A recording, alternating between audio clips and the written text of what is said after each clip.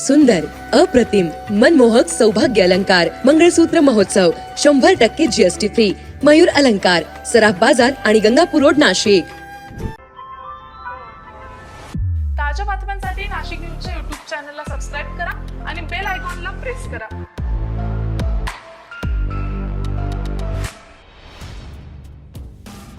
हिंदू धर्मात तीर्थस्थळी मौनी अमावस्येला स्नान करण्याची मोठी परंपरा आहे. आज मौनी अमावस्येच्या निमित्तानं रामकुंडावर स्नानासाठी भाविकांची मोठी गर्दी झाली आहे. पहाटेपासूनच रामकुंडावर राज्यभरातील भाविकांनी मोठी गर्दी केलेली आहे. आज प्रयागराजला अमृत स्नानाचं नियोजन करण्यात आलेलं आहे. लाखो भाविक प्रयागराजला दाखल झालेले आहे. प्रयागराजला कुंभमेळ्यासाठी जाऊ न शकणाऱ्या भाविकांनी नाशिक येथील रामकुंडावर स्नानासाठी मोठी गर्दी केलेली आहे.